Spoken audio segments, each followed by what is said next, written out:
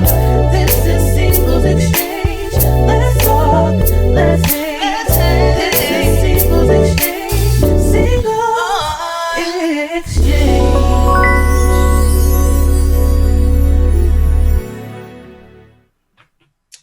All right, welcome back to Singles Exchange, a podcast that focuses on conversations, connections, and community. As always, I am your host, Joy J, and we have another super exciting installment in our discourse on dating.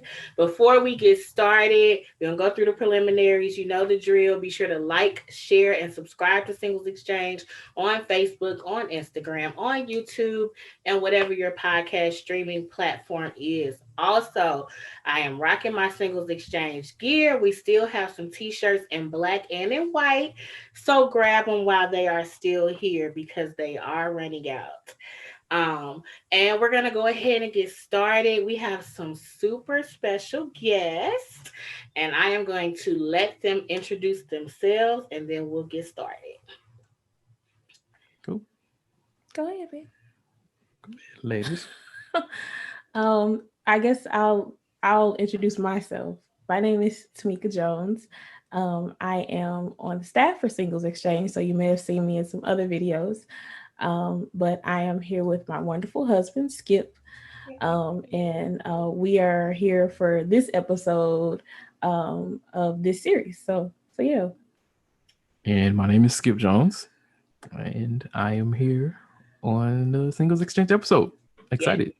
Super excited. So yes, as Tameka said, she is one of our staffers, and Brother Skip steps in whenever necessary, because that's what brothers do. And we're gonna get to talking today. Their topic is dating with destiny, and theirs is a little different from the other topics that we've discussed in this series, but I'm gonna let them tell you about it. So first, before we get into my questions, just tell us a little bit about your experience, how you guys came together as a couple, how you met, all that good stuff. Yeah, that's a funny story. Okay. We'll hear his side of the story. Okay. So we originally met at an art event over here in St. Louis on the South Side. It was an event where a bunch of people that I knew were participating, and one of her friends were also friends with one of my friends. Apologies for what sounds like a plane or a helicopter going by. All right. Virtual meetings.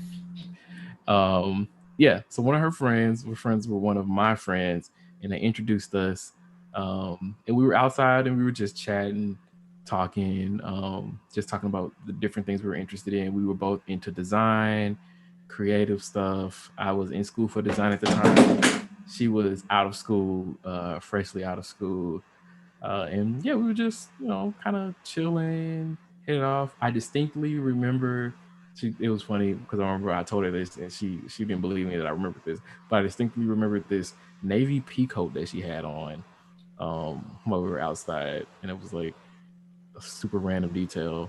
But so when he says hit it off, let's talk about that. Yeah, let's not we didn't hit it off. We had a conversation.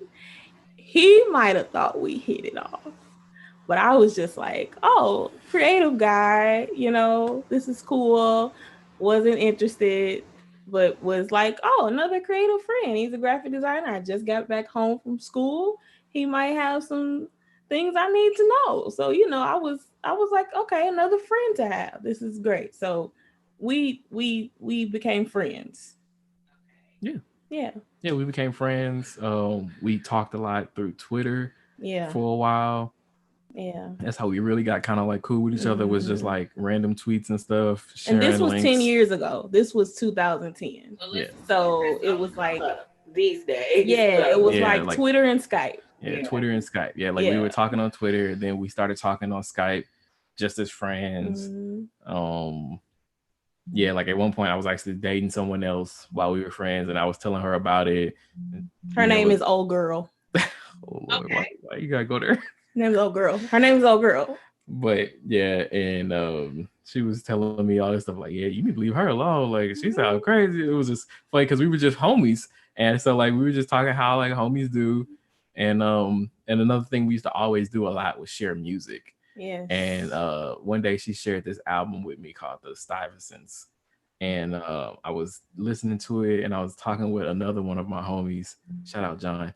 Um, who was just like, he was like, yo, who's like, yo, homegirl put you on this? I was like, yeah. He was like, man, he was like, you might need to talk to her, man. He was like, she had good taste in music. She put you on music like that. You might need to see what's up. And I was like, you know what? You right. Right. So I shot my shot. Yeah. So we were on Skype. We were on Skype one night, and he shot a shot out of nowhere. I did not expect this, but for some reason, I just easily like said yes. I was just like, and before then, I really didn't see him as more than a friend. I did notice he wanted to talk to me every day, which was like weird to me. I was just like, why is he hitting me up every day? Like, you know, and I was okay with it, but I never really saw him as more than a friend. Until he kind of just said, hey, I like you. Can we explore something different? And I was like, I don't know, it was just like a light switch. It was just like, huh, yeah, let's do that. And that was 10 years ago. Mm-hmm. And we got married 3 years after that. Mm-hmm. We started dating in September 2010. We got married in September 2013. And so we've been married 7 years now. Yep. So I want to talk about that whole switching up from friends to now we're dating, because some people would consider that a non-traditional way to start dating. Like Yeah. normally when you meet somebody, like you said, he think we hit it off, but it's kind of like, he just considers me a friend. So clearly Brother Skip was interested first. But what happened? You said it was just like a light switch, like I mean, it was for me. There was no reason to not explore dating with him because we had so much in common. Here's the name of the episode is Dating with Destiny.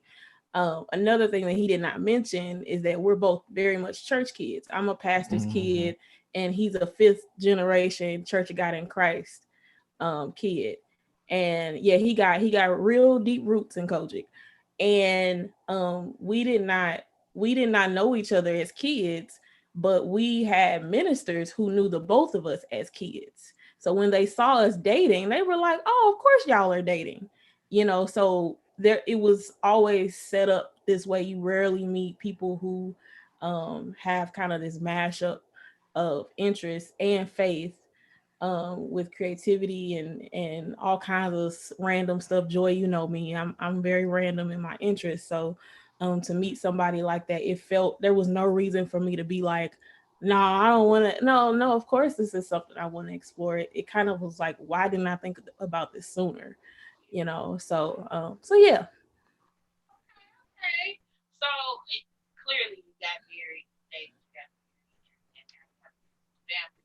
So tell me a little bit about the one. So some people feel like I'm waiting for the one to come along, and there are other people that feel like the one doesn't exist. Like you got to make it work with whoever you meet. So I want to know both of you guys' perspective. Do you believe that there We're is a barely one? hearing you, by the way.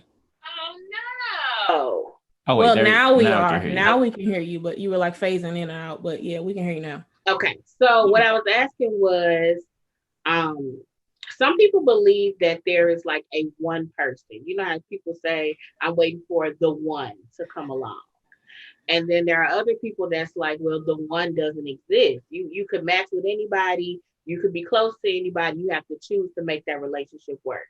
So, from you guys' perspective, do both of you believe that there is just one person that you have to marry, or do you believe that you can meet anybody and make it work?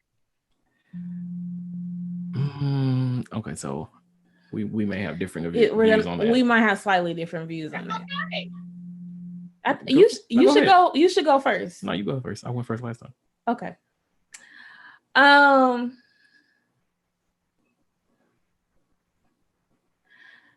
So here's something I know we agree on. Everyone isn't meant to be married. everybody is not meant to find a marriage. Everyone isn't meant to have a marriage that lasts their entire lives. That's not how life happens, right? Um, and then as far as like the one or a soulmate, I think I have, it depends on what side of the bed I wake up on, to be honest with you. You know, knowing what I know about my own relationship and my own marriage, I would definitely be led to believe that there is such a thing as a soulmate, as that one person that is meant to be for you, meant to be connected to you spiritually and everything else. But I also believe that there are different paths of life that take you to different people in different seasons in your life. And that you're not missing out. I feel like people feel like they're missing out on a person if they take a certain path in their life. And I really feel like, some people say the universe, but I would say God presents the right person in front of you, no matter what path you take in your life. So I tend to believe that. I believe that I would have met Skip one way or the other. But I also believe um that I would have met someone who God had for me, no matter what path I took either. It might not have been Skip. Now, so that I think that's, once again, it depends on if I wake up on the right side or the left side. It depends on if I'm on his pillow or if I'm on my pillow. So So, yeah, I agree with most of what she's saying. I do believe that God has a person for you depending on which route that you take. So, and in that, like she was saying, that may be one person multiple ways. That may be more than one person depending on the route that you take. I feel like, because life for me is always like this fluidness to it. There isn't like this super rigid, like, oh, you either got to do this or you've missed out on forever on that person. Like, I don't think it's really that binary where you can only have one or the other. I feel like it's a spectrum of choices as you're developing and as you're like growing and as you're like becoming more of who you are as you go along. Because one thing we always talk about is like the people that we were when we were dating is not the people that we were when we got first married, and those aren't the people that we are now after being married 7 years. yeah. And to that effect, my own personal like feelings about like people finding the one, like you can find the one as long as you're in a place to receive like that person and where they are, and if you're both readily accountable and readily available to do the work to constantly develop to grow together. Because you can find a person that can feel like the one, but if you stay at like a stagnant point and the other person keeps growing, like they may feel like the one, but they're not going to stay the one because you're going to be a different person down the line. You're not going to be who you were when you first met them. So I feel like there's this aspect of like constant growth, and like the one is the person who like you consistently grow, change with, and is who you need for that time. But I do believe that there are people that are like folks that fit that mold for people. Do I fit that mold for you? Yes. That's good. So that actually is a good segue into my next question. You talked about evolving together, and a lot of people, especially for people like me, who I'm a single woman, I have friends who are male, friends who are female. And a lot of times people will push for, I see a guy and a girl that are friends. And because they're friends, I automatically think, y'all will be great together. You have a great friendship. So why not date? So I kind of want to ask you guys about, because I'm sure you said, Tameka, you said that when you did start dating, people were like, well, duh, yeah. But tell me about some of the struggles that you had early on, because people assume that if you're friends, you don't get into relationships and never have problems. So, fun fact, nobody knew we were talking. Really? Like, nobody really Like nobody knew we were friends. Nobody. And that wasn't on purpose. That was just we met on Twitter and we just talked all the time. But we never really talked to we never were out with each other. We were online. We hadn't met in person until like after that first initial after July. Like, that was what we hadn't met. That was like 7-8 months or something. Yeah, like that. We talked online for 7-8 months. And I had a friend who knew that I was talking to this guy online and we were friends. And she was like, "Oh, he calls you all the time." I was like, "Yeah," but it wasn't, she never like stated like he must like you. It was never anything like that. So we never had the occasional sometimes interference of people who love us. We never had that. We were just getting to know one another on literally like just a what you doing today? What you doing today? Let's talk about the Lord. Let's talk about music. Let's talk about what's going on in culture. Let's talk about random stuff. Let's talk about our insecurity. We were just talking every day about random stuff. And it just made sense and it flowed, and we never had other people's opinions to get in the way with that. And that's another reason why it kind of feels like destiny, like, we were kind of isolated in our situation, and we know that's not common like at all. It's just the way it happened. Yeah, because I myself, I mean, I'm rather personal, like private with personal relationships anyway. Like I'm not one to like talk about who like really close friends with. Like if I'm really close friends with, like I don't have to like go around and be like, yeah, this is my homie right here. Like I'm just very like much more like internal, private with type of stuff like that in general.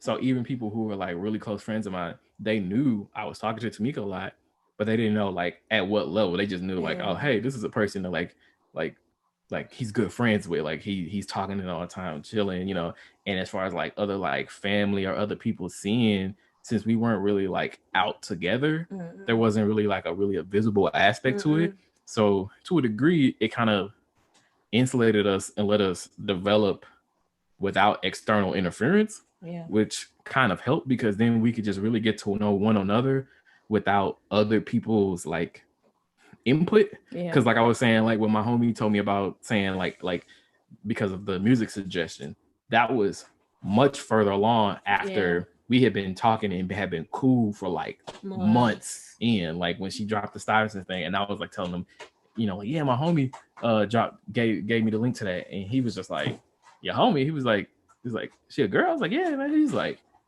oh, okay. He's like, you might need to. And I was just like, And that was like the first time where it was kind of like, oh, okay. Like, and I always, like thought that, she was attractive. She was cool. This was a person that I get along with. But at the same time, I didn't know if that was really a thing that I wanted to like go down that path, because it didn't feel like that there was more there initially, because it felt like just a friendship. And I'm not one of those kind of people that like force a situation together. Some people want to like, they want to be like, oh yeah, I look cute together. And I'm like, no, if it doesn't feel organic, I don't want to, worry about it really. So when my mind kind of went, I was like, yeah, I'm like, I do feel like that. And then when he said it, I was like, yeah, I feel like that too. I was like, Yeah, it was kind of like a light bulb for both of us. Like, just as much as it was for her, it was kind of like a, And it's crazy because as soon as that happened, the chemistry started turning on. It just started. It was crazy. It was like literally within a month. It was just like the chemistry was just there. So building chemistry now. It's happening again. Your audio's doing something again. Yeah, I can't hear you. Sorry. No, it's not your fault. Can you hear me now? We can hear you, but it's like a muffling. I don't know if it's the mic, or is there something on your mic? I don't think so. Can you hear me better? Not really. We can hear you, but it's like it's faint. Keep talking. Just keep talking. Okay. Well, we'll make it work. Hopefully it'll figure itself out. So you guys were dating, everything was going well. Skip, what was the moment that you were like, this is my life? Like, what happened? That's a crazy story. So it's gonna sound really wild because once again, just for record, we dated for 3 years. I knew in my mind that this was going to be the thing like 2 dates in. We were on our second date, and I remember it vividly. At Forest Park. Well, we went to this Ethiopian restaurant. Yeah. And she didn't like the food because it was funny because she was just like, nah, I don't mess with this. And so, but it was still a fun experience. So we went to this Ethiopian restaurant. Then we went to Forest Park and we walked around and we were just talking. And like we were outside. We were there from when it was bright to when the sun was setting. And in the back of my mind, I was just like, yep. And it was weird because it was such a concreteness to it that was unlike any other relationship experience. Like I've had other relationships where it's like, oh, this person's cool. Like I can see myself long term, but this was just like a knowingness that was weird. So much so that I didn't even bring it up until later. Like because it was low key kind of scary. It was very scary. It was like terrifying. That period of us dating, honestly, the period of us dating between from the time he said he liked me to the time we actually started in a relationship, it was very scary because it was almost like everything was saying, come on, y'all, like this is it. Just the conversations we were having. Both of us had plans to do certain things in that next year that we didn't know that we both had, and we were finding out. It was just a lot. It just kind of felt like, and then specifically that date, it was it just felt like the chemistry was ramped up and the understanding of each other was ramped up in a way that was very like unreal. And once again, like he said, there was just a peace there and a very much a concreteness of this is my person. This is my person. And there was for me personally, you know, as a woman, you're used to kind of being wooed when a man is attracted to you. And it wasn't that for me. For me, I felt a vulnerability from Skip in those moments that I had never felt before, of like, there was just a knowing of like, you're my person and I'm letting myself go with you in a way that I haven't before. Like letting myself go emotionally. Because like he said, he's a very private person. And I knew that up front for months that we had talked as friends. And for me, I'm a romantic. I love, you know, this date was perfect. It was sunsets in Forest Park and all of this. So I was like in it. I was like, yes, this is my bag, right? But I saw him letting his guard down too. And that just made it easier for me to like be real with him and us to really talk about like what was really happening, which we knew that like something was happening, that God was kind of like pulling us together. So yeah, we knew like the second date, and that was the day that we started our relationship. So you knew that was the day we started. Huh? You knew as well. Yeah. We had the conversation sometime later, a little bit later, when we knew. And it was funny that we both were like that exact same moment. It was that exact same date. And we were just like, yeah. Yep. So we started off our relationship knowing that we were going to get married, basically. Like in the back of our minds, but never like openly saying it. Until a little later. Until much later. And I understand that because at that point, it's like, it's the second day. I don't want to scare nobody, y'all. You know? I don't want to run you away. But I heard the Lord. So... yeah, and honestly, it wasn't even like I know some people, you know, everybody a different face on Singles Exchange. It wasn't even like the Lord told me. There was just a definitive knowing. There was just like a knowing. I think the only thing I can equate it to is that when I knew I was pregnant, like I knew this was the same thing. Like we were together, we were holding hands, and there was just a thing where it was just like, I know this is my person. And just to clarify, I don't really think that beforehand we were each other's types. No, not We really. were like, we are like, the people we had dated before weren't like us. Yeah. It was none of that. It was none of that. So we really you didn't have like a inroads to say, okay, this is like what I've done before. Yeah. No. Okay. So I'm gonna ask you guys this separately.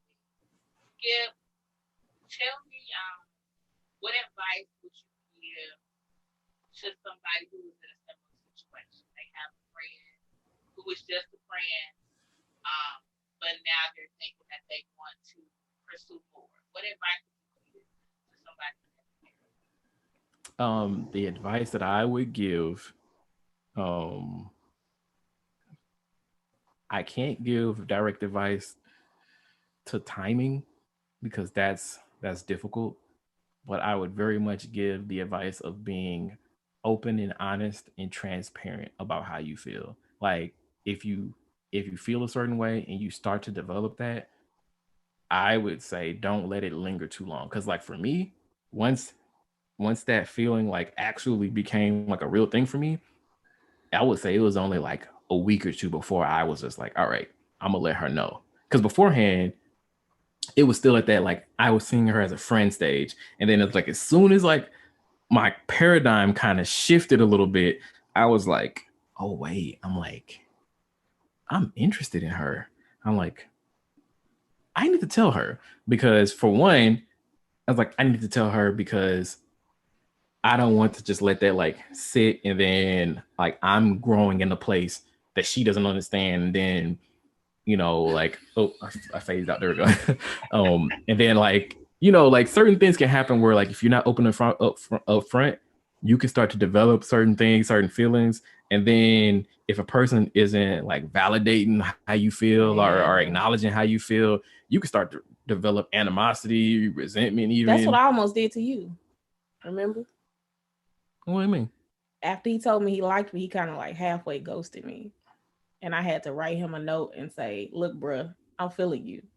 And you said you was feeling me. So don't be ghosting me after you. I didn't ghost you. See, you we didn't talk about that part you of the didn't story. respond. Well, You go were like tell us. you didn't respond. Like, so I told you how I felt and you were like, okay. Like you didn't initially tell me that you liked me back. So I was like, I don't remember that part. No, I remember it vividly because I was sitting there thinking like, okay, is she gonna give me a response? So I was just giving you some space because I was like, oh, and then I had to write him and be like, hey, bro, right. You said you like me. But, so what we doing here? But she didn't respond. So how am I supposed to know that? Am I supposed to assume? Because for me, like I'm not really big, I'm really big on not making assumptions. I want people to like be able to speak like from a place of no, you didn't. Not the initial conversation. It's 10 years ago, so No. maybe somebody has it mixed up. No, you had it mixed up. I know how I felt, which is why I didn't say nothing.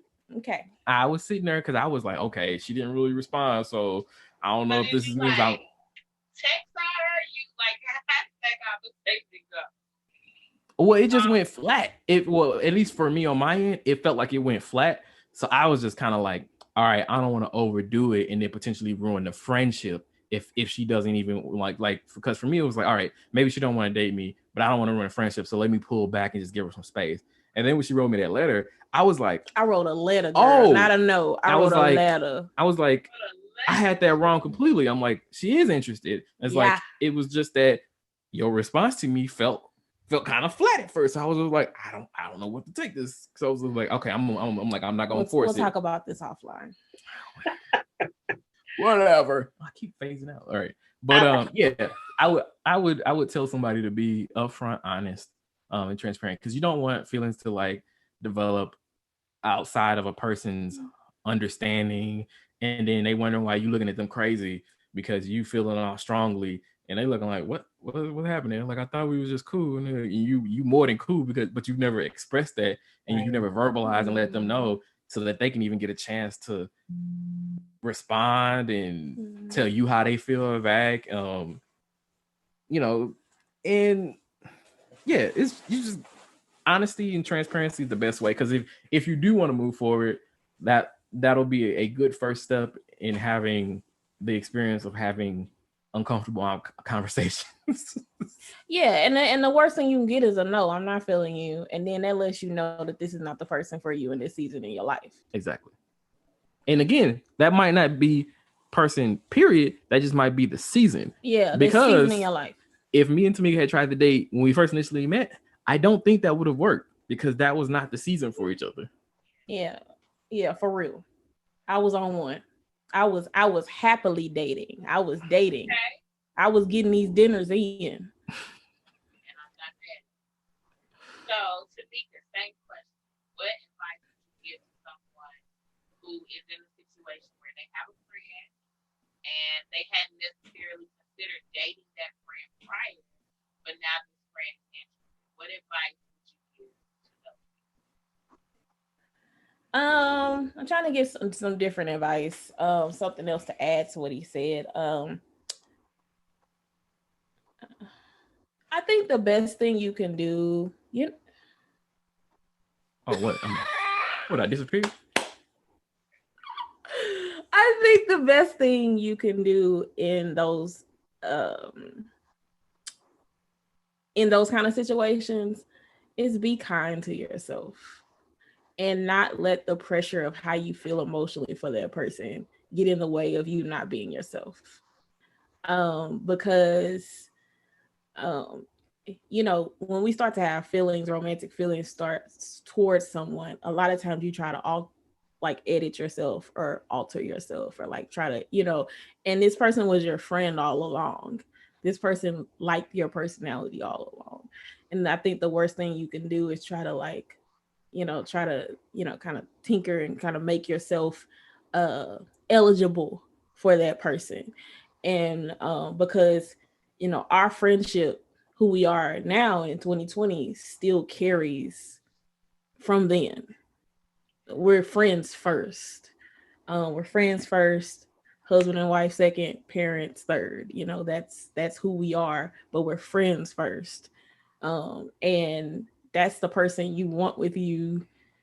And everybody isn't meant to have a friendship marriage or whatever that looks like. But for us, when it's hard, when it's really hard, we friends, when things are rough. And so that's what that person, if they're going to be attracted to you, you don't want to hold back that person and become a different version of yourself to fit a romantic relationship version of that relationship. Like, keep it the way it was, who you are, and be kind to yourself. Don't look down on yourself trying to figure it out to make it work. Like, just flow in the way the friendship was and is.